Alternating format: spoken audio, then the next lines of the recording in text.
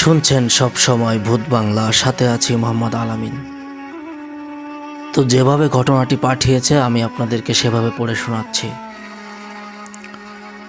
এর আগে আমি একটি কথা বলে রাখতে চাই, আজ আমাদের ভূত বাংলার 3 নম্বর এপিসোড। মেইলটি আমাকে যিনি করেছেন তার নাম সুজন। সুজন আমাকে সন্দ্বীপ থেকে মেইলটি পাঠিয়েছে। ঘটনার শুরুতে লিখেছে, প্রিয় আলামিন ভাই, আমি যে ঘটনাটি আপনাকে পাঠাচ্ছি এটি আমার নিজের ফুফুর সাথে ঘটে যাওয়া একটি ঘটনা। ঘটনাটি পড়ে যদি আপনার কাছে ভালো লাগে তাহলে দর্শকদের উদ্দেশ্যে পড়ে শোনাবেন। তো চলে যাচ্ছি সরাসরি ঘটনাতে। আমার নাম সুজন। আমি সন্দ্বীপের একটি ছোট্ট পরিবার থেকে অনেক কষ্টে মানুষ হয়েছি। আমাদের এই সন্দ্বীপ এলাকাকে পুরা বাংলার মানুষ কালো পানির দেশ হিসাবে জানে। বলতে গেলে এক পর্যায়ে আমরা একটি উন্নত জাতির মধ্য থেকে নিম্নভাবে জীবনযাপন করি। আমাদের সন্দ্বীপ এলাকার 90% মানুষ প্রবাসী। তারা বিদেশে থেকে জীবিকা নির্বাহ করে জীবন জীবিকা চালায়। আমরা একদিন রাতে ঘুমিয়ে আছি, হঠাৎ করে চেঁচামেচি কান্নার আওয়াজে আমাদের ঘুম ভাঙল। ঘুম ভাঙার পর দৌড়ে দিশেহারা হয়ে কোথায় যাব, কি করব, কোথা থেকে আওয়াজটি আসছে কিছু বুঝে ওঠার আগেই একটু নীরব হয়ে নিলাম। তারপর দরজা খুলে বাহিরে যেয়ে দেখি যে আমার যে ফুফুর সম্পর্কে আমি আপনাকে লিখছি সেই ফুফুর ঘরটিতে ধাউ ধাউ করে আগুন জ্বলছে। তারপর আমরা কি করব এটা বুঝে ওঠার আগেই দেখলাম ওই ঘরের দরজা খুলে দৌড়ে আমার ফুফু বাইরে এলো। কি বলবো আলামিন ভাই, আমি তখন দেখতে পেলাম যে আমার ফুফুর পুরা শরীরে আগুন জ্বলছে, যেমনটা করে শ্মশানে আগুন দেওয়া হয়। আমার বয়সটা তখন প্রায় 15 বছরের মতো, সবে মাত্র এসএসসি পাশ করেছি। তখন কিন্তু আমার একটা টিনেজ, আমি সব কিছু ভালোভাবে বুঝি এবং নিজের দায়িত্ব নিতে চলেছি। যেহেতু আমাদের এই সন্দ্বীপ গ্রামে প্রত্যেকটা মানুষ 90% মানুষ প্রবাসী, সেহেতু আমিও এসএসসি দেওয়ার পর প্রবাসে চলে যাওয়ার জন্য প্রসেসিং করছিলাম। তো আমি যে ঘটনাতে ছিলাম, আমি দেখতে পেলাম আমার ফুফুর শরীরে ধাউ ধাউ করে আগুন জ্বলছে। আমার ফুফু এতটা সুন্দর ছিল, মানে এতটা সুন্দরী ছিল, তার শরীরে যদি আঙুলের টোক্কা দেওয়া হয় তাহলে রক্ত বেরিয়ে আসবে। তো ফুফু শুধুমাত্র চেঁচামেচি করছে আর বলছে যে আমার ময়নাকে কেউ বাঁচা, আমার ময়নাকে কেউ বাঁচা। ততক্ষণে আমরা অনেক দেরি করে ফেলেছি, কারণ ঘরের 4 ভাগের 3 ভাগ অলরেডি পুড়ে গেছে। আমার যে ফুফা, মানে আমার ফুফুর স্বামী, তিনি প্রবাসে থাকতেন। ফুফুর সবেমাত্র 5 বছর আগে বিয়ে হয়েছে, 4 বছরের একটি বাচ্চা যার নাম ময়না, আমাদের কলিজার টুকরা, আমার বোন। তারপর একটা পর্যায়ে আমরা যখন ফায়ার সার্ভিস ফোন করলাম, যেহেতু আমাদের সন্দ্বীপ এই দ্বীপটাই একটু অনুন্নত, সেক্ষেত্রে ফায়ার সার্ভিসের লোক ওই রাতে আসতে অনেক দেরি করলো। ফায়ার সার্ভিসের লোক আসতে আসতেই এদিকে ঘর পুড়ে একেবারে চূর্ণচার হয়ে গেল। শুধুমাত্র যে কাঠ পোড়ালে ছাইটা হয়, শুধুমাত্র ছাইটা পাওয়া যাচ্ছে।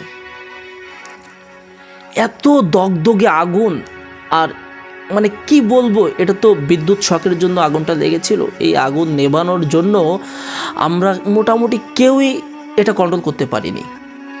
একটা পর্যায়ে যখন ফায়ার সার্ভিসের লোক আসলো, তখন আমার সেই বোন ময়না ওর সেই পোড়া হাড্ডিগুলো উদ্ধার করলো। তখন সকাল হয়ে গেছে। সেই রাত 3টা থেকে ভোর 5টা পর্যন্ত এই যে সময়টা, আমার কাছে মনে হলো যে আমি কয়েক যুগ ওখানে দাঁড়িয়ে আছি। মানে মাত্র 3 থেকে 4 ঘন্টার ডিস্টেন্স, আমার কাছে মনে হলো আমি কয়েকটা বছর দাঁড়িয়ে আছি। আমাকে ময়না ভালোবেসে ভাইজান বলে ডাকতো। যদিও আমার নিজের বোন না, তবুও আমি সেই ময়নার পোড়া হাড্ডি দেখে কি বলবো আলামিন ভাই, পাথর হয়ে গেলাম, ঠান্ডা বরফের মতো হয়ে গেলাম। ফায়ার সার্ভিসের কর্মী যখন সাদা কাপড়ে জড়িয়ে ময়নাকে আমাদের প্রত্যেকের সামনে রাখলো, কি বলবো আলামিন ভাই, আপনজন হারানোর বেদনা আমি ঠিক সেই দিনে টের পেয়েছি। কারণ আমার নানা বেঁচে আছে, আমার নানি বেঁচে আছে, আমার দাদু বেঁচে আছে, আমার দাদি বেঁচে আছে। আমাদের পরিবারে আমার চাচা চাচি, ফুফা ফুফু সবাই বেঁচে আছে। আমাদের পরিবারের শোকের ছায়া এই জীবনে প্রথম নেমে আসলো, তাও আবার ময়নার উপর দিয়ে। ময়নাকে অনেক ভালোবাসতাম। এখনো স্কুলে যেতে শিখিনি, কিন্তু ওই যে অনেক ভালোবাসতাম, ভালোবেসে ওকে একটা আদর্শলিপি বই কিনে এনে দিয়েছিলাম। ঠিক যেই সন্ধ্যায় আমি ওকে বইটি কিনে দিয়েছিলাম, সেই রাতেই কিনা নিষ্ঠুর আগুন আমার সেই ময়না এবং আমার ফুফুর পরিবারটাকে জ্বালিয়ে পুড়িয়ে পুরা সন্দ্বীপ দ্বীপটাতে শোকের ছায়া নেমে এনে দেয়। তো আপনারা যারা এই গল্পটি উপভোগ করছেন তাদেরকে একটি কথা বলে রাখবো। আমাকে সুজন যখন মেইল করেছে, তখন সে লিখেছে যে আলামিন ভাই, আমি আপনাকে ঘটনাটি পাঠাচ্ছি, আপনি অডিয়েন্সদের বোঝানোর স্বার্থে আপনি আপনার জাদুকরি ভয়েসে আপনার মতো করে উপস্থাপন করবেন। সো যেহেতু এটা দুঃখের একটা বিষয়, সেহেতু আমি আমার মতো করে আপনাদের শোনাচ্ছি। তো চলে যাচ্ছি ঘটনাতে। আমার সাথে আপনারা যতক্ষণ পর্যন্ত কানেক্টেড থাকবেন, আমি আপনাদেরকে কিন্তু ততক্ষণ পর্যন্ত এ ধরনের ভৌতিক ঘটনা উপহার দেওয়ার চেষ্টা করব। তো এতক্ষণ পর্যন্ত যারা আপনারা শুনছেন, চ্যানেলটি সাবস্ক্রাইব করে দিবেন এবং এই পর্যন্ত কতটুকু দুঃখ বেদনা মর্মান্তিক ছিল এটা সম্পর্কে একটু কমেন্টস করে দিবেন। চলে যাচ্ছি ঘটনাতে। তো রীতিমতো আমার বোনের ওই যে হাড্ডি, এগুলা দাফন করা হলো। তারপর দাফনের পর আমার ফুফুর মুখ থেকে শুধুমাত্র একটি আওয়াজই বের হতো, ময়না, ময়না মা তুই কোথায়? এটা বলে আমার ফুফু আবার জ্ঞান হারাতো। একটা পর্যায়ে এমনটা হলো যে আমার সেই ফুফার প্রবাস থেকে মেয়ের এই ঘটনা শুনে সেও এক প্রকার পাগলের মতো। মাত্র 17 দিনের মাথায় আমার ফুফা দেশে আসে। আসার পর আমার ফুফা এবং ফুফি দুজনে মিলে সেই ময়নার কবরের দিকে তাকিয়ে শুধুমাত্র নীরবে তাকিয়ে থাকতো, আর দু চোখ থেকে শুধুমাত্র পানি ঝরাতো। কিছুদিন পর হঠাৎ করে আমাদের সবার যখন একটু জ্ঞানটা স্বাভাবিক হলো, মানে আমাদের ধারণাটা একটু স্বাভাবিক হলো, তখন আমরা মনে করলাম যে আমার ফুফুর এই ঘটনার পর থেকে একটু মেন্টালি সমস্যা হয়ে গেছে, যার জন্য ফুফুকে ভালো একটা ডক্টর দেখাতে হবে, যার জন্য আমরা একটা ডক্টরের শরণাপন্ন হই। তো সেখানে গেলে আমাদেরকে ডক্টর বললেন যে আসলে নিজের বাচ্চা, ছোট বাচ্চা নিজের চোখের সামনে পুড়ে মারা যাওয়ার কারণে সে মেন্টালি একটু শক খেয়ে উনি একেবারে একটু পাগলি টাইপের হয়ে গেছে। তো আমরা সেই ডক্টরের কাছে জিজ্ঞেস করলাম যে স্যার, এখন আমার ফুফুর সুস্থতার জন্য আমরা কি করলে ভালো হবে, বা কি তার কাছে একটা সাজেশন চাইলাম। তো ডক্টরবাবু আমাদেরকে বললেন যে দেখুন, আসলে এই ধরনের মেন্টালি শকের জন্য একমাত্র পাবনা যে পাগলাগারদ আছে ওখানে যদি তাকে শিফট করা যায় তাহলে হয়তো বা 2 মাস 6 মাস এর মধ্যে হয়তো তাকে সুস্থ করা সম্ভব হবে। এ ধরনের একটা সাজেশন আমাদেরকে দিলে যেহেতু আমার ফুফা প্রবাসে থাকতেন, টাকা পয়সার অভাব ছিল না বললে ভুল হবে, তবে চিকিৎসা করার মতো অ্যাবিলিটি তার ছিল। তো আমরা ফুফিকে কিন্তু যথারীতি আমরা পাবনা মেন্টাল হসপিটালে দিয়ে আসি, এবং সেখানে যেটা ঘটলো আমি আপনাদেরকে এখন সেই ঘটনা শোনাচ্ছি। তো ওই হসপিটালে দেওয়ার পর আমাদের শোনা কথা, কারণ আমরা তো দেখি নাই, ওখানে নাকি কারেন্টের শক দেওয়া হতো মাথার দুপাশে। ওই যে আপনারা বাংলা ছায়াছবিতে অনেক সময় দেখছেন যে যখন মানুষ স্মৃতি হারায় তখন তাদেরকে কিন্তু ওই যে মাথার দুপাশে, কপালের উপরে, কানের উপরে যেখানে ইলেকট্রিকের যে শকটা দেওয়া হয় ওটা দিলে নাকি মানুষের একটু জ্ঞান ধারণা এগুলো নাকি কামব্যাক করে। তো যাই হোক, এবং সেখানে নাকি রীতিমতো মারধর করা হতো, রিহ্যাব যেটাকে বলে, নিজের কাপড় ধোয়া, নিজের রান্না করা ইত্যাদি ইত্যাদি, এ ধরনের অনেক প্রকার টর্চার হওয়ার পর আমার ফুফু কিন্তু সেখানে রীতিমতো ভালো হয়নি। সেখান থেকে তার সেই যে ছোট্ট 4 বছরের কন্যা ময়নাকে হারানো এবং নিজের পরে যে একটা শারীরিক এবং মানসিক নির্যাতন, এইখান থেকে কিন্তু সে ক্রমে এই যে 70% যে পাগলি ছিল এখান থেকে একেবারে 100% পাগল হয়ে গেছে আর কি। তো এটা দেখার পর ওইখান থেকে ডক্টররা ইনফর্ম করলেন যে দেখুন, আপনাদের যে পেশেন্ট, এনাকে আপাতত সুস্থ করা সম্ভব হবে না, হয়তো উনি যে শকটা পেয়েছে এই ধরনের এর থেকে একটা ভালো যদি আনন্দ ঘন মুহূর্ত তাকে উপহার দেওয়া যায় তাহলে হয়তো মেবি সে ভালো হতে পারে, আমরা একটা ধারণা রাখছি, এবং তাকে একাকিত্ব কিছু সময় দিতে হবে, যে সময়ের মধ্যে মোটামুটি একটা পজিশনে চলে আসা সম্ভব হবে আর কি। আমরা রীতিমতো আমার ফুফুকে বাসায় নিয়ে আসি এবং তাকে আমরা যে প্রাথমিক যে চিকিৎসাগুলো আছে তার সাথে টাইম পাস করা, তাকে সময় দেওয়া, তার সাথে ভালোভাবে কথা বলা ইত্যাদি ইত্যাদি, এগুলো আমরা মোটামুটি তার সাথে টাইম পাস করি। তো একটা সময়ে যখন আমার এই ফুফু একটু ভালোর পথে গেল, তখন আমার জামাই কিন্তু আর কখনো প্রবাসে যায়নি, যেহেতু সন্তান হারানোর বেদনা, সেও কিন্তু গ্রামে থেকে আমার ফুফিকে সময় দিত, বা এখন যে গ্রামে যে বিভিন্ন রকমের কাজ আছে এগুলো করেই মোটামুটি জীবন জীবিকা করতো, পাশাপাশি ছোট্ট একটা ব্যবসা করতো। তো যাই হোক, যেহেতু ডক্টরবাবু বলেছিলেন যে তাকে যদি একটা সুন্দর আনন্দ ঘন মুহূর্ত উপহার দেওয়া যায় তাহলে হয়তো বা সে সন্তান হারানোর বেদনা থেকে ভুলে সেই যে মেন্টালিটি থেকে বেরিয়ে এসে হয়তো সুস্থ হয়ে যাবে, সেক্ষেত্রে আমার জামাইকে আমার আমার মা, আমার চাচি, যারা আমার জামাইয়ের সাথে সেই যে 18+ কথা বলার মতো যোগ্যতা রাখে, তারা আর কি একটা পরামর্শ দিল যে দেখুন, যদি আপনি ময়নার মাকে আবারও একটা নতুন ময়না এনে দেওয়ার একটা ব্যবস্থা করেন তাহলে হয়তো বা সে কামব্যাক করতে পারে। তো আমার জামাই রীতিমতো আমার ফুফুর সাথে বেশ 15 দিন বা 2 মাস 6 মাসের মধ্যে আর কি আমার ফুফু আবার প্রেগনেন্ট হয়। প্রেগনেন্ট হওয়ার পর যখন আমার ফুফুর গর্ভে আবারও 3 মাসের বাচ্চা, তখন হঠাৎ করে আমার ফুফু আবারও সেই মেন্টালি সেই পাগলিপানা আবার শুরু করে দেয়।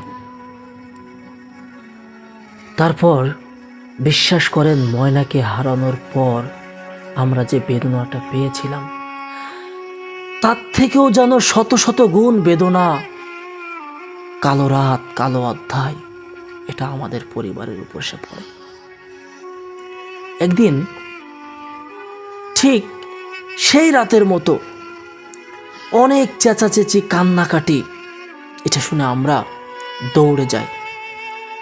আমার ফুফা বিদেশ থেকে আসার পর আগের ঘরটা ছিল কাঠের ঘর, যেহেতু সন্দ্বীপ এলাকাতে কাঠের একতলা দোতলা বাড়ি করে, এই ধরনের একটা ঘর ছিল।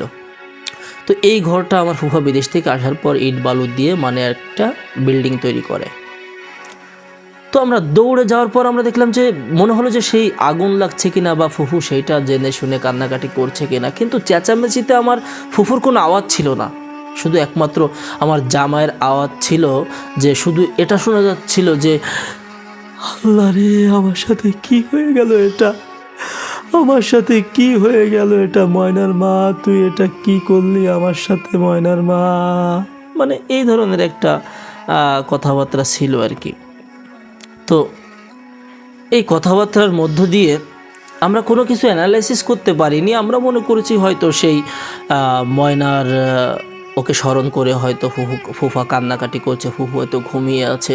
তো যখন অনেক চেঁচামেচি হচ্ছে, তুই এটা কি করলি, তুই এটা কি করলি, তখন আমরা দরজায় গিয়ে নক করলে জামাই দরজা খুলে দিয়ে সে হামাগুড়ি দিয়ে একেবারে বারান্দাতে বেহুশ হয়ে গেলেন। তারপর আমরা কোনো কিছু বুঝে ওঠার আগেই কি কারণে যেন আমার মা দ্রুত ঘরে গেলেন, ঘরে যে আমার ফুফুকে খুঁজে পাচ্ছেন না। তারপর এদিকে জামাইকে আমরা সুস্থা করতে লাগলাম, মানে তার যে জ্ঞান ফেরানোর একটা ব্যবস্থা করতে লাগলাম। হঠাৎ ঘরের উপরে তাকিয়ে দেখি যে আমার ফুফু সিলিং ফ্যানের সাথে ঝুলে আছে। কি বলবো আলামিন ভাই, এটা মনে হয় আমার জীবনে সব থেকে বড় কালো রাত, একটা কালো অধ্যায়, একটা শোকের রাত ছিল।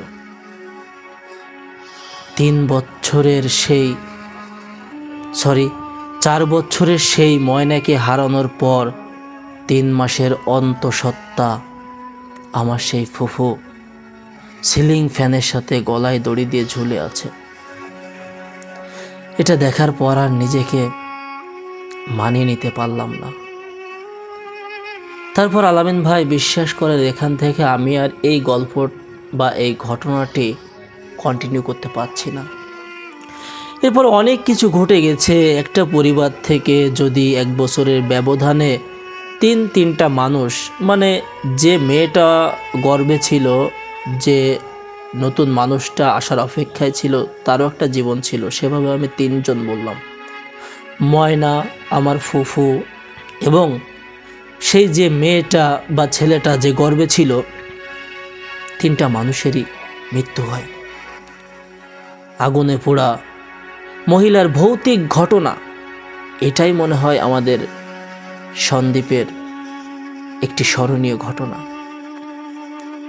তো আমাদের সন্দ্বীপের কোন এলাকা থেকে, কোথা থেকে আমি ঘটনাটি শেয়ার করছি, আমি আমার প্রাইভেসির জন্য একটু হাইড করে রাখলাম।